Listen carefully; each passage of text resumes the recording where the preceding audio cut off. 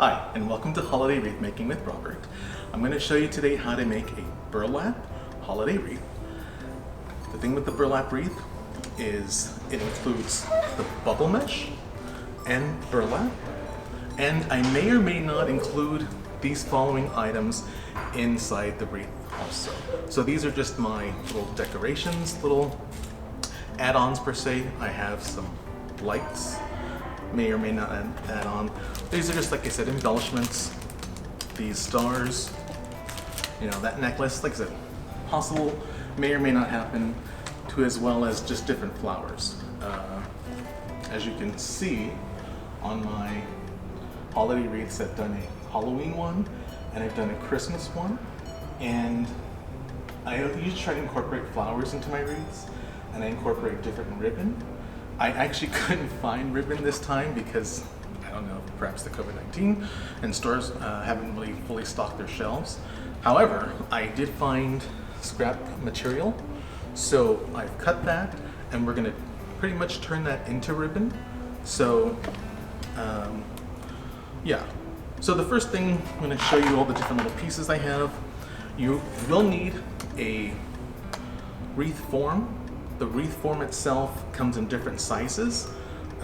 There's a smaller size. I think this is the 22-inch size. It says here. It says 18-inch, sorry. So there is a smaller one. Or you can use the larger one. Obviously, with the larger one, you're going to use larger or more amount of material. Usually, like for these ones, I stick something in the center of the wreath. So I have like a little, display in the center for that. I have, like I said, my different color of bubble mesh. Because this is a burlap wreath, I'm also using burlap. And like I said, I do have different flowers just to incorporate into the wreath itself. Once you learn to make the pattern, and there's two different patterns I'm going to show you how to make. Once you learn the pattern, you can make any wreath you want for any festivity, any holiday, any sort of, activity you want. So the easiest way to cut all of your bubble mesh is, if you're just trying to make it all the same size, which I did with these, the easiest way I found is just to cut out a piece of cardboard. And the cardboard is anywhere from like 3 to 5 inches wide, and that's the length that you're kind of looking for. And I just cut this out. Obviously I didn't make this perfect. It's just a simple cut of cardboard. It's about, like I said, about 5 inches wide, and the length doesn't necessarily matter, it's just the width. And it was perfect, just enough to wrap these rolls around. And so, I'm gonna go ahead and show you one of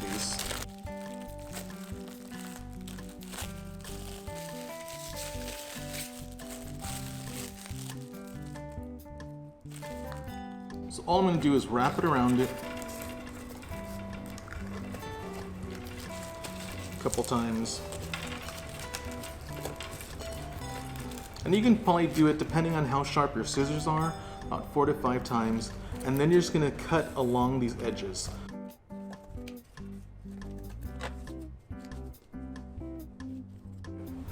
So now I have these all at the perfect length. They're all the same size, and I don't have to worry about measuring them because I measured the cardboard, and now they're just, like I said, they're all the same size. So that was the easiest way to cut these. Clean this off. All right, so it took me a while to figure out the pattern of what I was going to make.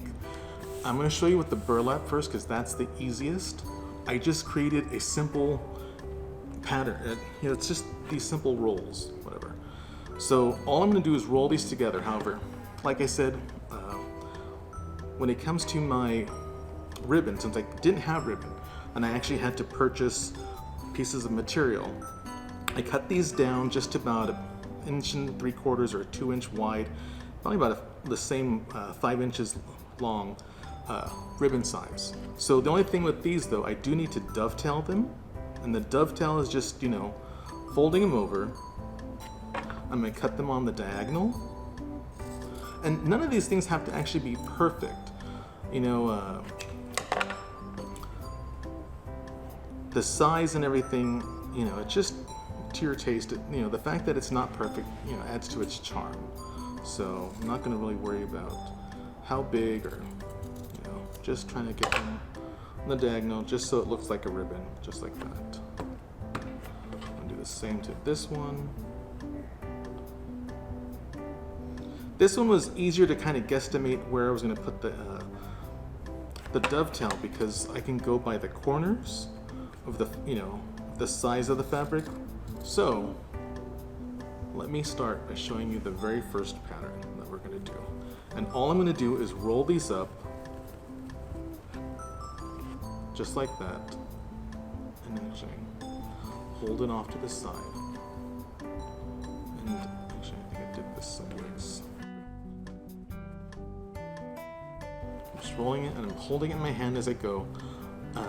You want, it doesn't matter which side the lines are facing, but you just want them all facing the same way. So my seam is technically facing down. So, and then it does get a little hard holding them, and you'll see me, I'm gonna hold several more in my hands at the same time. It does get harder to hold them, so sometimes you can help yourself out by using like a book. I've used clothes hangers to hold them in place. Whatever you technically put your scissors down on them, and then while you're reaching for something. So if you can't technically hold them, it's okay. You just pick them up, make sure you kind of crimp them back again. So then we're gonna get a piece of the ribbon that I cut. You're sticking that there. And then I'm getting a piece, or one of our chenille stems. And with this size, I actually don't need a full-size chenille stem, because it's actually, just a couple pieces of burlap. I can cut this in half. So I'm actually gonna do that real quick and show you. So I'm just cutting this in half. Grab this one, roll this one. So all I'm gonna do is grab these all together and pull as tight as I possibly can one direction, and pull on the chenille stem the other direction, and now I'm twisting. So if you pull nice and tight, you can actually now pull on these, pull on your little, your rolls, and you can pull them apart and nothing's gonna happen to them. That was the first part.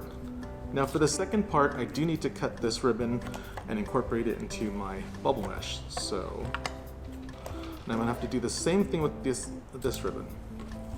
I've cut it to a certain length, just to make sure that they're equal lengths. And now I want to dovetail both of these pieces as well.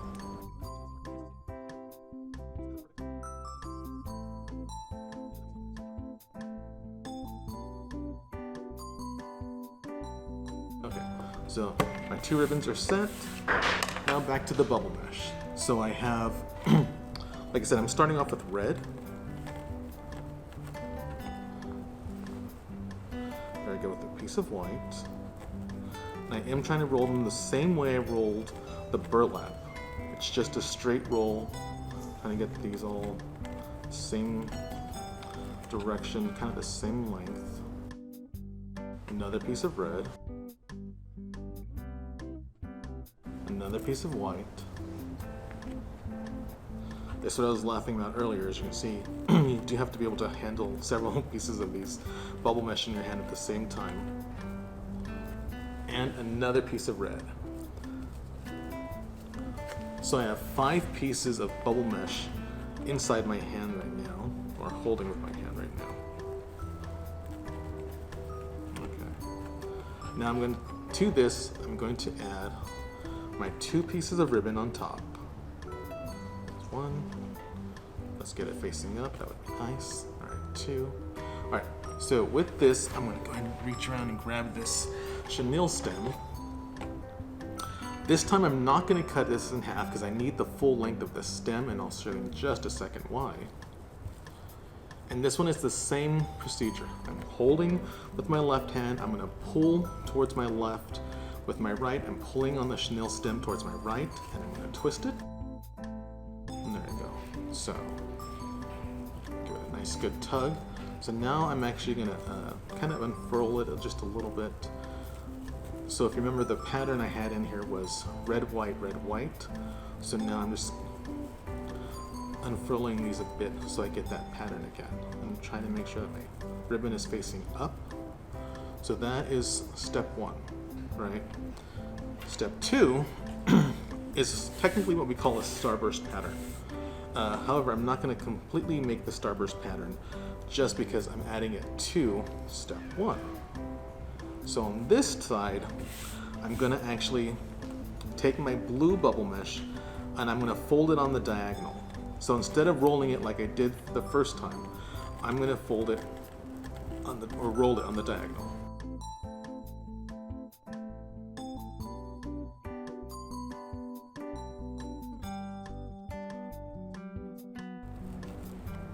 Okay, so right off the back, if you just look at this compared to this, when you pull it on the diagonal, one, it becomes thinner, but it becomes longer.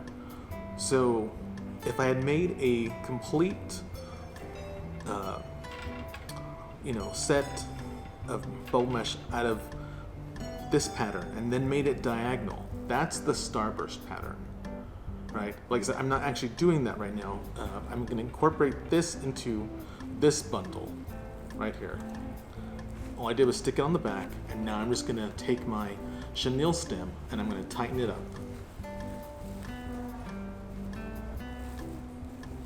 So now I have a red, white, and blue bundle. So essentially, all I'm doing is now I'm going to keep making my bundles, and then I'm going to attach the bundles in different sequential order onto the frame, right? And the way I think I'm going to do this is one of these for every two different burlap bundles. I'm going to incorporate this little ribbon into it. And then whatever spaces I have, as you can see, like there might be a space right here, I'll try to like get it close, but I don't necessarily want to bunch up the wreath form. I want to be able to put, like I said, maybe incorporate the flowers into it, or save some space and pop in some of the stars, or however it looks to me. I bought different pieces, but that's not necessarily to say that I'm going to put everything in there. So, like I said, I'm going to keep cutting and keep attaching, and we'll come back. Okay, so I have my bundles made. They're pretty much all the same. They're not exactly the same, which is fine. However, I just want to show you how to attach them. So the first one I'm attaching, see how there's 6 of these vertical pieces of wire? I'm just going to attach them to one of these, and you don't have to attach it just to this one. Because there's a lot of length on this, I can actually attach it to several of them, and that'll give me some stabilization, and this way it'll kind of guarantee that it doesn't move.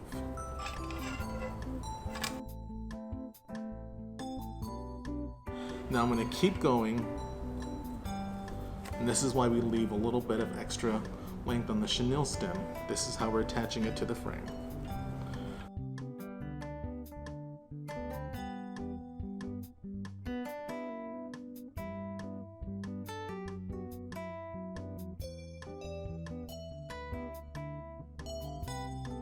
So I'm going to attach one more piece.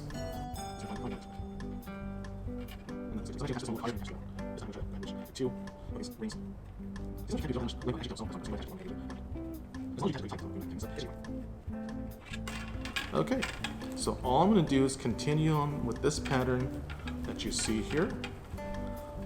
Continue to fill it in, and let's see, we should be done.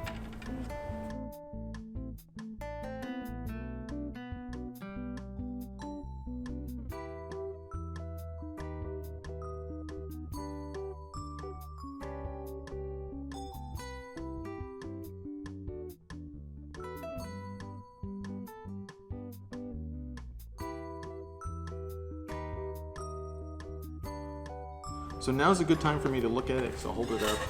You can see I attached the little center embellishment with 2 chenille stems. That was pretty easy. I didn't actually have to hot glue it. However, just so it's more filled out, I'm going to go ahead and start attaching or start filling in some of the spaces with flowers.